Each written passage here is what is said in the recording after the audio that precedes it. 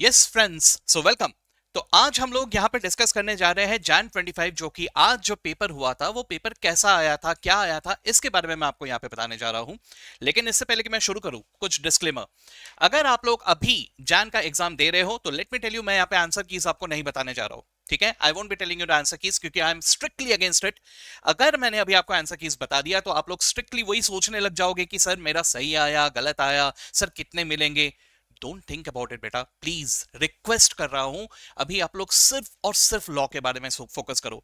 मेरा वो टैली हुआ कि नहीं हुआ सर, वो मैं ट्रू एंड फॉल्स सही आया कि नहीं सर, वो बीआरएस बराबर आया कि नहीं, कुछ मत सोचो प्लीज। जो भी लिखा है आपने बहुत अच्छा लिखा है, अब बिल्कुल मत सोचो उसके बारे में। अभी आपके हाथ में जो है उस पर फोकस करो।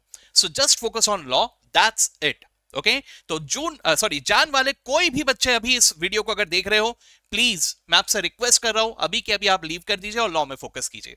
ठीक है, यस। सो अदर्स, बाकी जन जो अभी आने वाले अटेम्प्ट में देने वाले हैं, आपके लिए ये वीडियो जरूर काम का है। आपको पता तो चलना चाहिए क्या आया है ना। तो चलिए देखते हैं। तो सर जी, पेपर इजी आया था कि हार्ड आया था? सबसे पहली बात तो ये बताओ, है ना।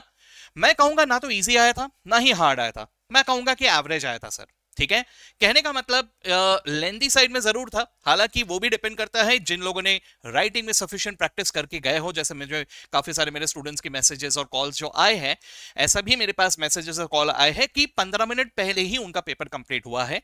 ठीक है, तो जिनकी राइटिंग प्रैक्टिस अच्छे से प्रॉपर तरीके से हुए, उनके टाइमली कंप्लीट भी हुए होंगे। बट जनरली जो एक एवरेज व्यू जो आता है, उसमें लोगों के पेपर छोटे भी है। मतलब ऑन एन एवरेज 15 से 20 मार्क के आसपास का पेपर छोटा है। ठीक है, क्योंकि जो क्वेश्चंस आए थे, स्पेशली फाइनल अकाउंट्स का, डेथ ऑफ पार्टनर्स का, ये सब के जो क्वेश्चंस आए थे, ये सब में थोड़े लेंदी वाले आए थे क्वेश्चंस।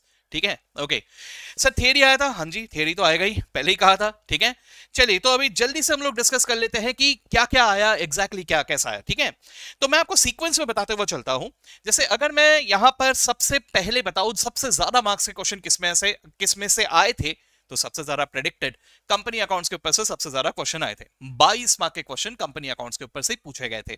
ठीक है, इसमें मेनली इशू फॉरफीचर वाला जो चैप्टर होता है वहीं पे आया था, जिसमें कॉल्स इन एरियर्स और कॉल्स इन एडवांस का जो इंटरेस्ट वगैरह जो होता है उसके ऊपर फोकस करते हुए एक क्वेश्चन आया था। ठीक है, बड़ा क्वेश्चन आया था। So that was one question. उसके अलावा जो मैं कह ही रहा था कि डिबेंचर के ऊपर क्वेश्चन आने के चांसेस है, तो डिबेंचर के ऊपर आया। हालांकि डीआरआर और डीआरआरआई की जगह कन्वर्जन, डिबेंचर कन्वर्जन के ऊपर क्वेश्चन आया था। मैंने ये भी कहा था, लेकिन मुझे पर्सनली डीआरआरआई के ऊपर ज्यादा लग रहा था कि क्वेश्चन आएगा। लेकिन ठीक है, कन्वर्टेबल डिबेंचर्स के ऊपर क्वेश्चन आया था। ठीक है, टॉप 5 में हमने इसे कवर करवाया था, एग्जैक्टली उसी तरह का क्वेश्चन पूछा गया। इजी था लेकिन। ठीक है, ओके। कंपनी अकाउंट्स के बाद अगर मैं बात करूं, पार्टनरशिप सेकंड हाईएस्ट नंबर्स, यानी 20 मार्क्स के क्वेश्चंस इसमें से पूछे गए हैं। दो ही क्वेश्चन पूछे गए थे। एक डेथ ऑफ पार्टनर के ऊपर क्वेश्चन आया था, लेंदी क्वेश्चन था, 15 मार्क का क्वेश्चन था। इसमें जेएलपी वगैरह सब कुछ कवर कर लिया था इन्होंने, डेथ के जो टिपिकल एडजस्टमेंट्स होते हैं। और उसके अलावा एक 5 मार्क का क्वेश्चन आया था, that was on ratio. Effective capital का जो रेशियो आता है उसके ऊपर एक क्वेश्चन पूछा गया था, रेशियोज के ऊपर। ठीक है, तो ऐसे 20 मार्क के क्वेश्चंस आए। तीसरा हाईएस्ट क्वेश्चन है 15 मार्क का, फाइनल अकाउंट्स में इकलौता एक ही क्वेश्चन आया। मॉड्यूल में जैसा है हूबहू वैसा का वैसा क्वेश्चन। ठीक है, सेम टू सेम ऐसा क्वेश्चन अगर आप लोगों ने क्लास में, मोस्ट प्रोबेबली आप लोगों ने इसे किया ही होगा। 15 मार्क का क्वेश्चन आया था, बस थोड़ा लेंदी था, otherwise it was not a very difficult one. ठीक है, बस ध्यान रखना था, अदरवाइज बैलेंस शीट टैली नहीं होगा। कोई एक आधा चीज अगर स्किप हो गया तो बैलेंस शीट टैली नहीं होगा। तो ऐसा क्वेश्चन आया था फाइनल अकाउंट्स के ऊपर। इसके बाद हाईएस्ट मार्क्स के आए थे अकाउंटिंग प्रोसेस के ऊपर, यानी journal, ledger, subsidiary book, particularly sales return book के ऊपर 4 मार्क का क्वेश्चन पूछा गया था। और उसके अलावा अच्छा खासा थ्योरी क्वेश्चन पूछा गया था। तो आप देख सकते हो 13 मार्क के क्वेश्चंस पूछे गए थे यहां से। ठीक है, ट्रू और फॉल्स, थ्योरी क्वेश्चंस यहां से ही मेनली इन्होंने टारगेट किए। ठीक है, उसके अलावा 3 टॉपिक्स के ऊपर इक्वल वेटेज में मार्क्स आए, यानी डेप्रिसिएशन, उसके अलावा एनपीओ, उसके अलावा बीआरएस। ये तीनों पे इक्वल 10-10 मार्क के क्वेश्चंस पूछे गए। ठीक है, उसके बाद आया थ्योरेटिकल फ्रेमवर्क, जो कि थियरी के पॉइंट ऑफ व्यू से सबसे इंपॉर्टेंट होता है, और उसी के ऊपर से थियरी क्वेश्चन पूछा गया। तो थियरी क्वेश्चन पूछा गया लगभग 8 मार्क का, ट्रू और फॉल्स भी आया इसमें से कुछ, और थियरी क्वेश्चंस भी पूछे गए। ठीक है, इसके अलावा सिंगल एंट्री के ऊपर से 5 मार्क का ही क्वेश्चन आया। ठीक है, मैंने सोचा था कि थोड़े ज्यादा मार्क्स के क्वेश्चन आएंगे इस बार, एनपीओ और फाइनल अकाउंट्स के ऊपर थोड़ा स्ट्रेस कम होगा। Let me tell you, NPO के ऊपर इस बार, जिससे बहुत सारे बच्चे थोड़े खतरनाक मानते हैं, यानी इनकम एंड एक्सपेंडिचर से रिसिप्ट्स एंड पेमेंट्स, वो वाला जो कैटेगरी होता है उसके ऊपर क्वेश्चन आया था। और उसके अलावा अगर बीआरएस और ये डिप्रिसिएशन की बात करें तो again it was a typical question. The only thing is कि आपने प्रैक्टिस कितना किया है उसके ऊपर सब डिपेंड कर रहा है। जिन्होंने भी अच्छे से प्रैक्टिस करके गए वो यहाँ पे तोड़फोड़ करके आ गए होंगे, ठीक है।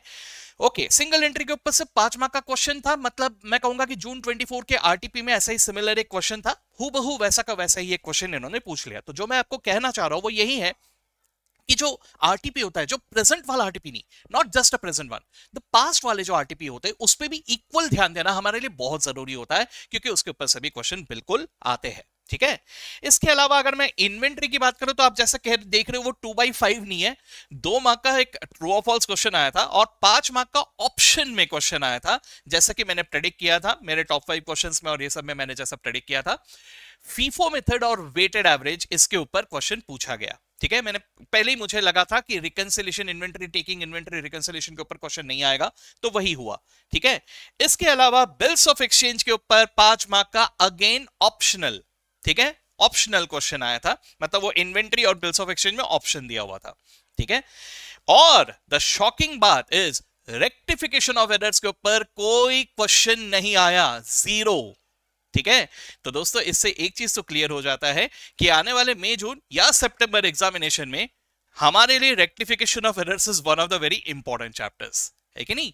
तो दैट वाज द एनालिसिस। ज्यादा कुछ अभी नहीं बताऊंगा, जब सारे के सारे पेपर्स खत्म हो जाएंगे तो एंड में मैं इसके रिव्यूज के ऊपर आंसर कीज के साथ एक और वीडियो आपके लिए ले आऊंगा, जिसमें आपको पता चल जाएगा कि कौन से क्वेश्चंस के आंसर्स क्या थे, ताकि जान वाले बच्चे भी एक बार टैली करके देख पाए कि कितने मार्क्स मिलने वाले हैं, ठीक है।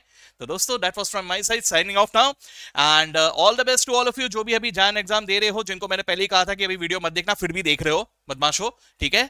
तो आप लोगों को पहली बात ऑल द बेस्ट कह देता हूं, लॉ में फोकस करो और बाकी बच्चे बस पढ़ते रहो, ईमानदारी से भी शुरू कर दो। अभी आपकी बारी है, अगर मई जून में आपको पेपर देना है ना, तो बैठ जाओ अभी, ओके। चलिए तो मिलते हैं हम लोग अगले वीडियो में, bye bye all of you.